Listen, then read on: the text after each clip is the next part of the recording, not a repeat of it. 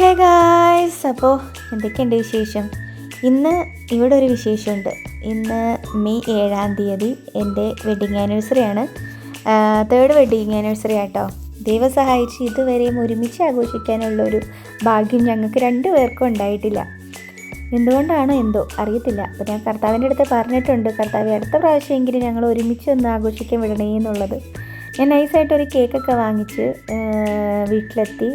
നമ്മുടെ ഫുഡും കാര്യങ്ങളൊക്കെ കഴിഞ്ഞിട്ട് നൈസായിട്ട് കേക്കൊക്കെ എടുത്ത് പുറത്തൊക്കെ വെച്ച് സെറ്റ് ചെയ്ത് ജിഷ്ണേട്ടനെ വിളിച്ചു. ഞാൻ വിചാരിച്ചു കുളിക്കുകയായിരിക്കും എന്ന് വിചാരിച്ച്. ഭാഗ്യത്തിന് കുളിയൊക്കെ കഴിഞ്ഞ് സെറ്റായിട്ട് ഇരിപ്പുണ്ടായിരുന്നു.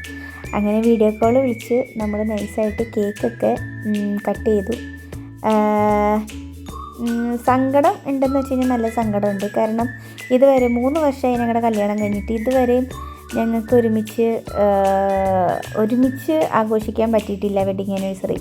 അപ്പോൾ അതിൻ്റേതായ ചെറിയ ചെറിയ സങ്കടങ്ങളുണ്ട്. ഒരുമിച്ചില്ലാത്തതിൻ്റെ സങ്കടമുണ്ട്. എല്ലാത്തിനും എല്ലാ കാര്യത്തിനും എൻ്റെ അച്ഛനെ പോലെ തന്നെ എന്നെ സപ്പോർട്ട് ചെയ്യുന്ന mister husband, happy wedding anniversary. ഇനിയും ഇതേപോലെ തന്നെ ഒരുമിച്ച് പിണക്കവും ഇണക്കമൊക്കെ ആയിട്ട് ഒരുമിച്ച് ഇതേപോലെ തന്നെ പോട്ടെ എന്ന് ഞാൻ ആഗ്രഹിക്കുന്നു, പ്രാർത്ഥിക്കുന്നു. എന്താ കൂടുതലൊന്നും പറയാനില്ല. ഭയങ്കര സന്തോഷമാണ്, അതിലുപരി ഭയങ്കര സങ്കടമാണ്. ഒരുമിച്ചില്ലാത്തതിൻ്റെ ചെറിയൊരു ബുദ്ധിമുട്ടുണ്ട്.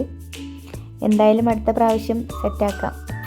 അപ്പോൾ അത്രയേ ഉള്ളൂ. Happy anniversary ഡിയറേ.